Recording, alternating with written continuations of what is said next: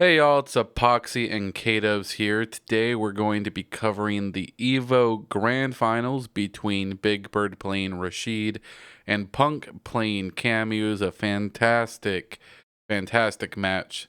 So we're going to kind of go here into the data to really explain a lot of what we saw. We felt it would be appropriate to start with one of the biggest kind of metric points that we felt explained a lot of what happened in this whole match, which is going over punish counters and counter hit. Quite a lot happening here. So first off, starting off with Big Bird, we'll take a look at the punish counters for him. We found, especially early on, averaging about 1.5 punish counters per round led to a very strong 3-0 in terms of 3 straight round wins in the beginning there. Punk did pull back a little bit here in terms of around here and there, but still it was a very strong reset beginning for Big Bird. So started off with a 1.5 per round on the punish counters.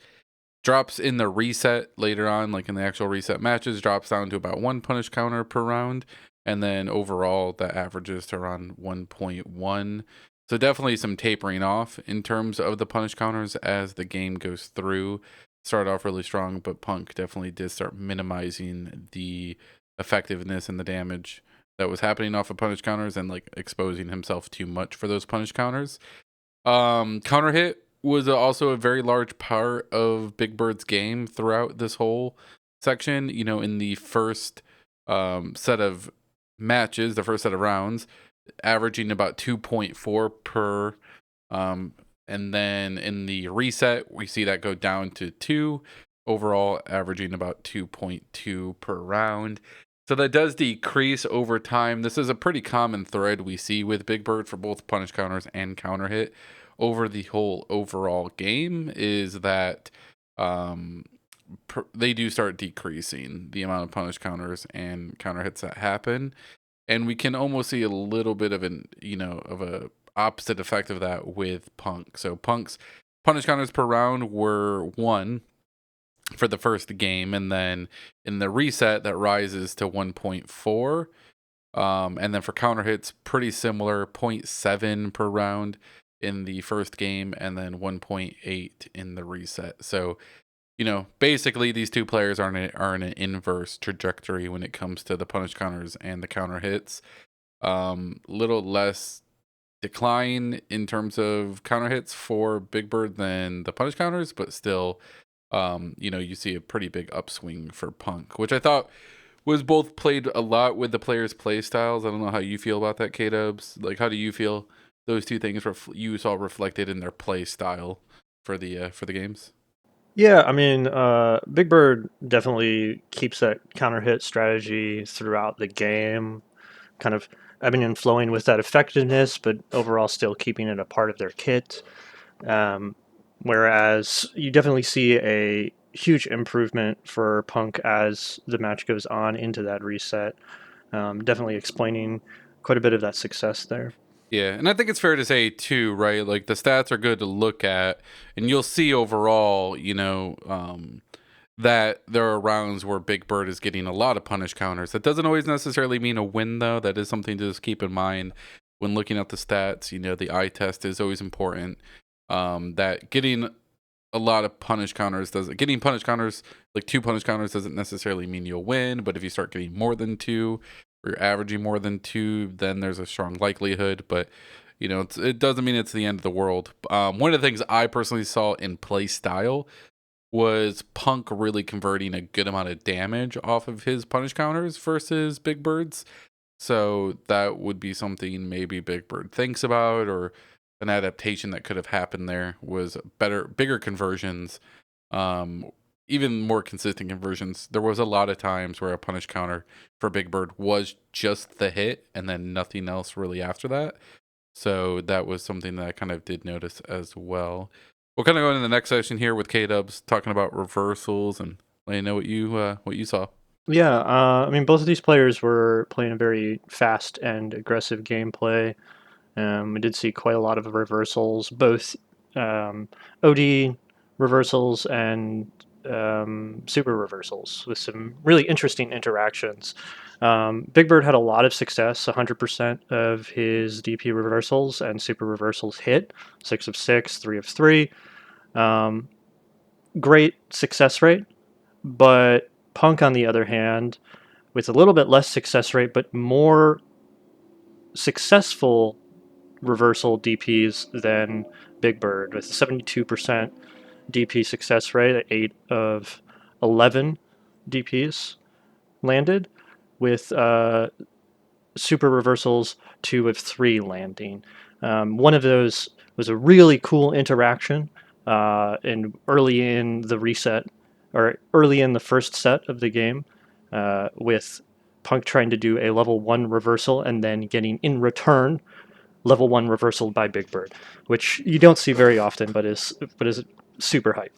Yeah, I think you could really see two players who have played against each other a lot and were playing really wild in the beginning. I think that calmed down as we see the games go on, but definitely both very wild players in the beginning of this. Oh, definitely. One thing to say is like even if you have 100% success rate on your reversals, sometimes that second guessing nature of attempting to bait out a reversal gives you the advantage to take your turn with, a grab or, some sort of block pressure, doing some sort of wild thing. So ultimately, 8 DP reversals, ending some pressure more than 6 successful DPs from Big Bird. Yeah, and we'll talk about it later in terms of the dive kick element of it, but one of the things just I generally remember seeing, we'll go more in depth on the dive kicks later, but one of the things I generally remember seeing was uh Big Bird doing the DP success rate of 6 out of 6, but that doesn't mean, the 100% doesn't mean that Big Bird wasn't getting caught out on jump in attacks, right? The amount of dive kicks that happened that Punk was successful on were quite a lot, and I don't remember really ever seeing Big Bird punish any of those with a DP. So, like you're kind of mentioning, you might have 100% success rate, 6 out of 6, but were you overly choosy on what you were stopping and therefore maybe taking too much damage or losing too much pressure because you weren't kind of risking any of it either. Whereas Punk at 72%, like, sure, worse rate, but 8 out of 11, like, you start wondering if some of those are Hail Marys, some of those are risky DPs, and that might have made you lose too. But did that also save you at times as well? I think it's a thing to keep in mind when looking at these. And then from there, we'll probably lead into the what you looked at with the drive rush and drive cancels and all that. Yeah, so there's some interesting stuff with drive meter spending. Punk used a lot more drive rush cancel than Big Bird did, with using 51 drive rush cancels over Big Bird's 38. The majority of that being for drive rush um, extensions, landing a hit, going to drive rush cancel, and converting that into bigger damage. That was 22 of his uses. And then also 15 drive rush cancels on block into frame trap block pressure. Um, I did see a lot of Punk doing 2 drive rushes in the same combo or block string, oftentimes pushing Big Bird into burnout or, just at the very end of the round. Um, Pretty successfully. Sometimes it was, led to his loss, but overall, Punk a lot heavier on that drive rush cancel use, which is very expensive compared to the other uses. Both players also used about the same amount of drive rush cancel into jab throw slash shimmy mix up, about the same amount of times. Um, Big Bird did use a bit more drive rush parry. That's the neutral drive rush. Um, that is only 1 bar of drive meter. That he did that 10 times compared to Punk's 6, and some of that might be due to the fact that Rashid does have a command normal overhead, meaning if he lands the drive rush parry overhead, he can then convert that into a combo, get a knockdown, get a meaty situation, whereas Cammy doesn't have that command overhead and has to rely a lot more on her tick throw game and her jump and dive kick game. Um, the other thing, drive rush cancel overhead, low mix ups. Again, Rashid has that overhead, converts it into damage, just like the parry. It's a little bit more expensive, but we did see more uses by that of Big Bird compared to Punk. Awesome. To go into this next section here, we're gonna talk a little bit on burnout kills or burnout and its relation to like burnout with a kill at the end of it. So that's doing a burnout, and but it's to kill the opponent, so it's not like a big danger or anything like that. And then there's like the no kill. So we found Big Bird had four burnouts happen to get around N, five without around N, Punk with 3 for a round N and 9 for a like a no kill for no round N. Pretty big amount of difference there. There were some times definitely where these players were at like one hit left, and that's where they got into burnout, which is scary, but they're both in those situations. So those are kind of a wash. Gonna reset in neutral. Somebody's gonna try to go for a low poke, and that's pretty much gonna be the round to end. But we did see Punk use a lot of meter. It just felt like a lot of meter. You mentioned it a little bit already in terms of all the drive rushing. Another thing is just how much dive kick OD we saw happen. Just a lot of meter spend. Very, very liberal in that amount of meter spend. That against Rashid is really scary too. So you almost wonder if that's the best choice, right? You know, Rashid has a fantastic level 2 that is really scary to get involved with when you're in burnout, right? That's just going to be a ton of chip. He has his standard spinning attack, which is going to do his quarter forward light punch, which is going to do a lot of chip damage, really good pressure. You see quite a lot of that happening in these games. Big Bird really taking advantage of that. So it's pretty risky to keep being in burnout, especially doing it for not the ultimate reward, right? Of a round end, just doing it in standard gameplay. So that was something that we noticed quite a bit with the difference between Punk and Big Bird.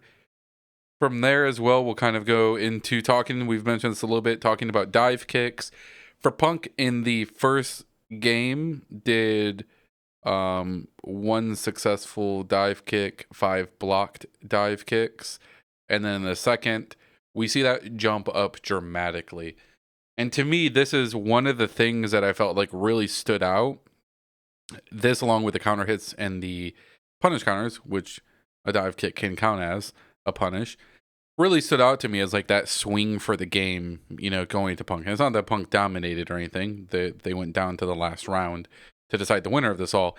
But why you had such a big difference for Big Bird not being as dominant like you had in the first game was down to me personally. A lot of it was off of those dive kicks, jumping up dramatically in the amount of successful dive kicks.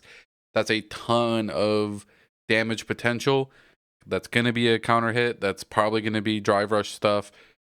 Maybe even ends with a you know, like a level 1 super or something like that. We see a lot of level 1 supers. So that was a pretty dramatic change there, a lot of damage.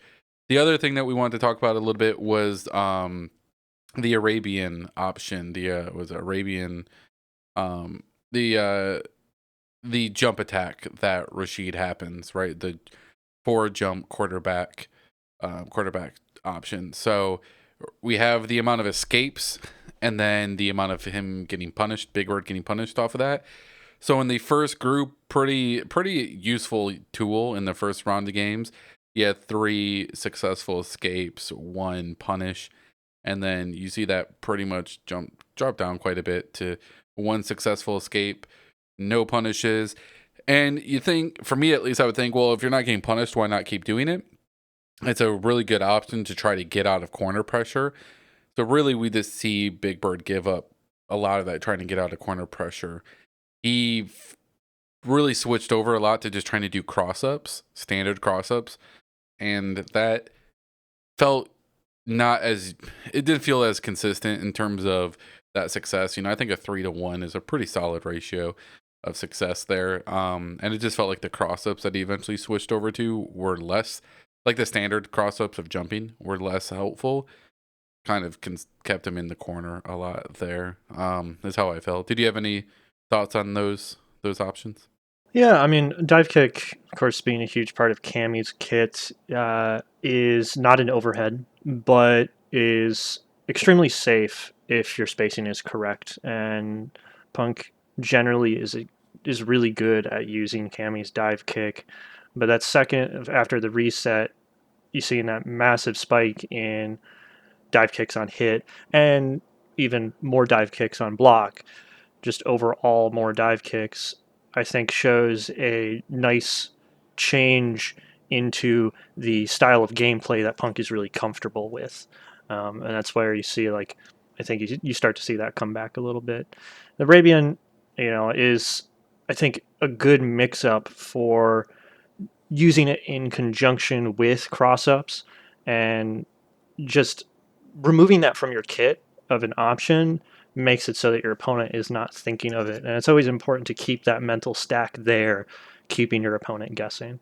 Sometimes you really do got to be crazy and just throw it out. Especially if you're playing Rashid. Yeah, that's a whole part of his kit. Cool. So last part we wanted to really just touch on here was talking about the super usage. Um, Kind of my thoughts on the super usage is some of it falls maybe too in line with what you expect in a character. So I'll talk about Big Bird as a Rashid player using so much level 2. Most of the level 1s almost felt like they were in that first grouping of games when they're both being really wild with their amount of super reversals. So that kind of goes away. We see very hard set to the level 2s. Obviously, we all know that Rashid's level 2 is phenomenally good. So, like, yes, you're going to use it and you're going to use a lot of it. What you had noticed was Big Bird using it pretty early so that the chances of getting it again within the same set or like the same game was pretty high so that you could use it again. But you do wonder maybe if there's too much of a very focused game plan on that because, like you said, now that's predictability. Pumpkin knows exactly what Big Bird is going to do. He knows he's going to go for the level 2. He knows how to. Punk did get caught out on it sometimes, but other times you just parried it, and all you get out of it is a grab. And like that, I don't know if that's an efficient use of that meter, right? Yeah, you get pressure and stuff, but all you get out of it is just a grab. So Punk was pretty good on it. Punish counter grab. But so it's good for sure. There was some really fun mix-up options that Big Bird did using the side swap and stuff like that to force an incorrect block state to get a hit with the level 1 or the level 2 was really cool. So it was really nice seeing that. I know you had some from just watching Punk previously, you had some thoughts on the level 1 usage versus level 3 and stuff like that. Yeah, watching Punk play over the lifespan of Street Fighter Six thus far. In the past, we had seen a lot of his, double drive rush cancel combos into the level 3 for a finish. That's something that he still does utilize if he can take the round, but it's very interesting to see in this set of grand finals that Punk ended up utilizing a lot more level 1 and even a little bit of level 2. And I wonder if this is just a change in strategy to more effectively use super meter rather than just sitting on level 3 for the finishing combo. Yeah, like sitting there in neutral. We all know Punk's playstyle, right? Sitting in neutral, waiting for that crouching medium that you can drive cancel into a level 3 super and get a kill. Kind of, yeah, like you said, being a little bit wider in the concepts of the ways to use meter. It was really interesting to see, especially because we're so familiar with Punk doing that with Cammy in the past. So it was a pretty cool thing.